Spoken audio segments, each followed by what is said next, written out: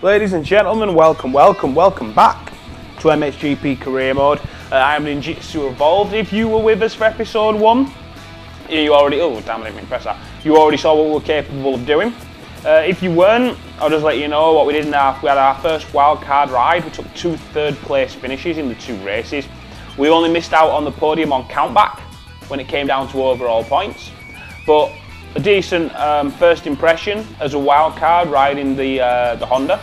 We've taken the same bike forward now to the Lausitzring in Germany. This is just one of my favourite tracks in the entire game.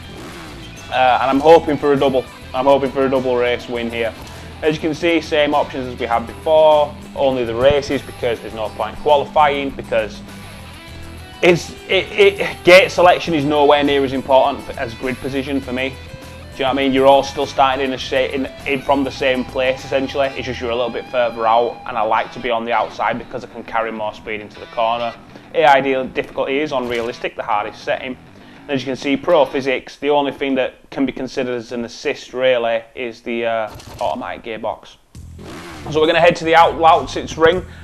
Team expect 40 points, so they want a repeat of a minimum of 2 third-place finishes. They want the same number of points that we took from the previous round at Agueda in Portugal. I'm hoping for 50, personally.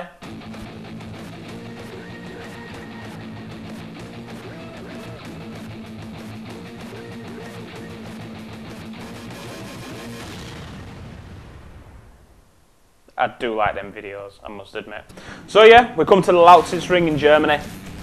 This will be our final opportunity to impress and try and get the best possible ride that we can for our opening season.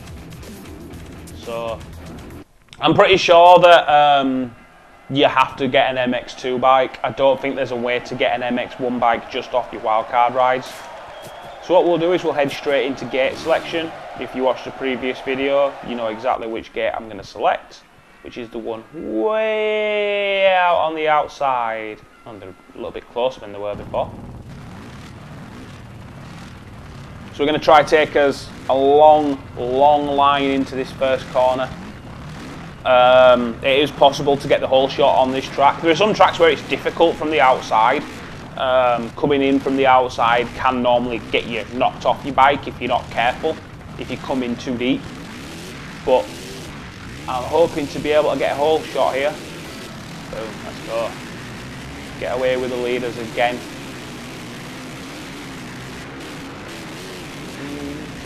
Corner, which gives us the inside. Oh, I'm going to lose out. Didn't get the whole shot, but we might be able to jump us way to the front. And like I say, this track is amazing. Take it away, start the first lap in the lead. It's not just keeping his head down, minimising the mistakes, staying on the bike. And just pushing, push. Again, it is on realistic difficulty. You can't really sit back and rest on your laurels. You've got to keep the pace up. Got to try and minimise mistakes like those as well. Oh, that felt nice. That felt nice. Got to check a brake as we go. Oh! And for some reason, bike starts popping a wheelie in mid-air. I've never actually felt that before. I put the power on, and the bike just started. The nose just started coming up. Oh, okay, start landing. Clear. That was nice. We'll check the brake. Get inside. Power on. Same again. Little lift. This is a corner where really you just need to. Whoa! I should have checked up a bit more there, to be honest. But 2.7 clear already. It was 1.2 at the first intermediate. Now it's 2.7. Got a nice. Want a nice run through this corner, put us back onto the opening straight, move out to the right so we can cut back inside. That corner there, normally in racing conditions, is where I'll drop the bike. Keep the bike on the back wheel, try not to case these landings too much. That felt like a good first lap. 3.5, so we're gaining time in every single section of the racetrack at this point. through all 3 intermediates.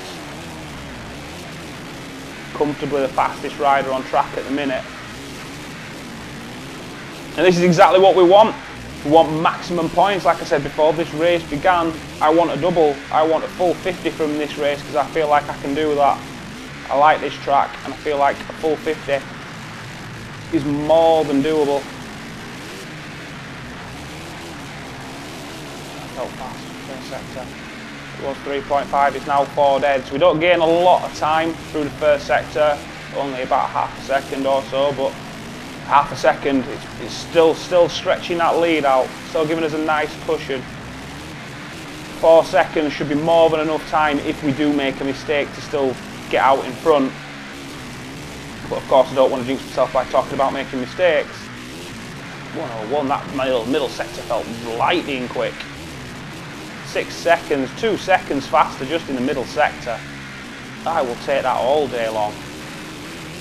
Try and hold the power, keep the power, move outside so we can cut back in. I've turned in too late there. I'm going to hit too much height. Oh, that's why I had to check out the throttle there. I didn't want to get too much height over that jump. Probably going to have scuppered the lap a little bit. It's still probably going to be the fastest lap of the race. 38.5. I don't think they've got anything near that sort of pace. 6.6, so another half a second, another 6/10. So building 3 seconds a lap. Nice cushion to have. See what I mean? Oh, this is a great track. It's not particular. It's just a game where it's about just trying to keep the momentum, trying to keep the speed. If you can keep it clean, even on the high difficulty settings, you'll often have a good chance of putting in a good result. Even on what is considered by the game to be one of the slower bikes, just because of the, oh, that felt much better through that section. 7.3, so gaining another 7/10. Keep it clean. Oh, I thought we were going to reset me then. I felt like I took way too much of a cut.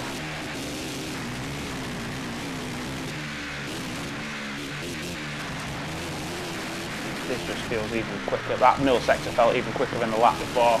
What was it? 7.3.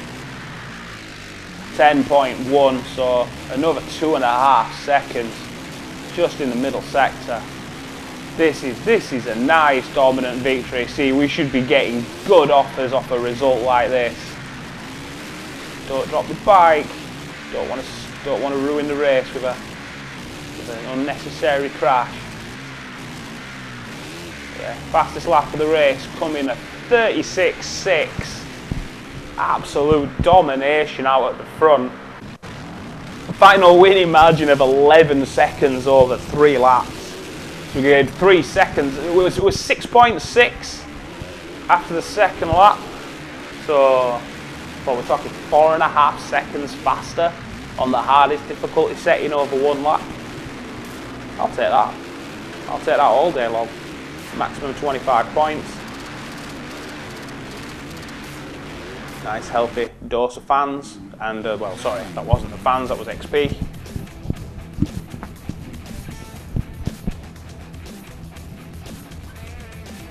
So prepare for the second moto. As I've said already, I just want a repeat. I just want a repeat result. I didn't want to drop as many points as I did at the opening meeting. Like I said, 2 third place finishes, there were 2 good rides, it was just there were too many mistakes. And I didn't want to drop it, I didn't want to drop points. Which is why I don't want to drop points at all from this meeting. Like I said before the first race, this is a track that I really enjoy, and I do feel like on these bikes I have more than enough pace to double out, to get a double. Especially on the evidence of that last performance.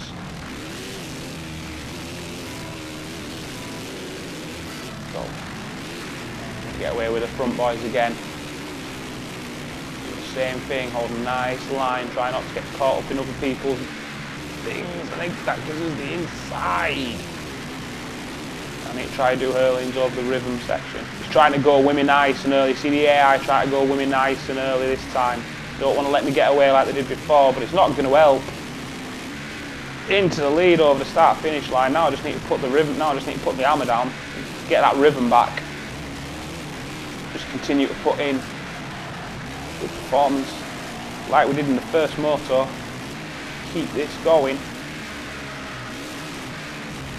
Case that one a little too much.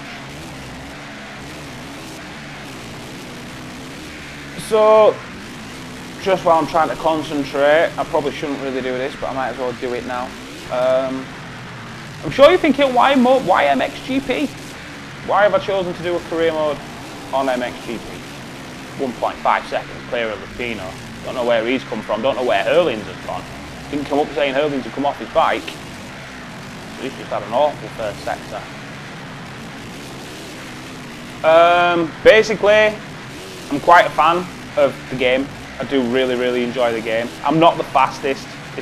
Oh, I've dropped the bike talking. I need to shut up. Well, I don't, because I need to make my point. 0.8 clear. See, I lost less than a second even though I dropped the bike. We've got such ridiculous speed through the middle sector of this track. Oh, there's an advertising hoarding. Please don't reset me. That was scrappy. This is getting really scrappy. Just need to put the result together. See, that's why I like that. Taking that corner nice and wide and getting nice and deep inside. Sounded dodgy. Because then you can pretty much take those two corners nice and quick, and that's going to help gain us speed. 2.6. Don't know how I found nearly 2 seconds in that final sector, but I have. But yeah, MXGP? It's a really good game. I really enjoy it. I think it's quite tremendous. That, and I'm quite a fan of career modes on YouTube anyway. I've watched quite a few guys like, you know, Tim McMurdoch and doing the F1 ones and stuff like that. Guys like Arava as well. The problem is I'm not quick enough on the F1 games to do something like that. You know, you look at these guys and they're racing on, you know, on the hardest difficulty setting, no assists. Often with PC mods, things like realistic damage and stuff like that, where you tap a wall and your tyre comes flying off. Even just try to do it on console, doesn't matter which F1 game it is, 2012, 2013, 2014, because I've got all 3 of those, and I do not have the pace at all to do a legend difficulty career mode. I can barely get decent results on professional, which is essentially the middle setting, which is normally the 3rd of the 5 options. And I struggle to win races on that, on professional, just because it's so easy to make a mistake, and it's so easy just to get caught up with other people. That final sector felt absolutely rapid. So I wanted to do a career mode, but I understood that I wasn't quick enough to do it on one of those games. So we'll do it on MXGP instead, because it's a hell of a lot of fun. And there's not many of them. I've seen a couple of MXGP career modes. The Return of Dio, I believe, did one, which I watched for quite a while. And he's more of a motocross guy than I am. If you look at on his channel, there's quite a lot of motocross videos anyway. He's more of an AMA fan. Which, I mean, I've not really watched a lot of MXGP, I'll be brutally honest. I've watched little bits, but it's the same problem as like when Michael Schumacher was so dominant for so many years in Formula 1, and when Valentino Rossi was so dominant for so many years in MotoGP. Watching it and just watching Tony Cairoli win like nearly every race, it's like, well, it kind of put me off it a little bit. Even though like the AMA stuff that I used to watch was like when, I think it was Chad Reed's first season in America, when like people thought it was going to be Kevin Windham Jr. Is it Kevin Windham? I can't remember his name. Someone will probably correct me in the comments. But and then out comes this young kid, this Chad Reed, who like, you know, most people haven't heard of, and he just comes out of the gate and absolutely annihilates the competition. That was like when I used to watch motocross and supercross, more supercross. You know, when James Stewart was still in the baby class, the 250s as opposed to the 4s, and was just absolutely dominating, just like we did there. So I'll stop going on about that now. But yeah, that's basically why I wanted to do a career mode, because I'm a fan of this sort of thing. If you look at the result, 9.3 clear of the pack, despite a crash. Hurlings must have come off his bike to drop from 2nd to 7th and then just have no pace. But that was exactly what I wanted. Double result, maximum points. Try and impress these teams. Try and get ourselves a competitive ride for his first season in MXGP, in MX2. Let's put on a rush for this championship, because I want to get this championship done and dusted in the first season. So we're going to get the championship done. There we go. Take a minute to celebrate. So, disappointed that I can't have 76, since it's already taken by a rider in the game. So we have to go with 765. But yeah, that felt really, really good. So we're going to see what happens. If it makes me pick a bike now, I'll pick a bike now. If not, I will save that for episode 3. We'll have a look if it loads. Currently working on offers from teams who are interested in offering you a contract for the next season. Be in touch soon. Right, okay, so we don't actually have to make a choice until we progress to our first season. So I'll leave that there. This has been episode 2 of MXGP Career Mode. I've been Ninjitsu Evolve. Thank you very much for watching. And don't forget, episode 3 coming up very soon, where we will begin our first full season in MX2. What team will we get? How well will we do at the first round at Qatar, which is a circuit that I detest of this game, and I never seem to go well there. We'll just have to wait and see. So thank you very much for watching. I hope that you all tune in for the next episode. Thank you very much, and enjoy the rest of your day.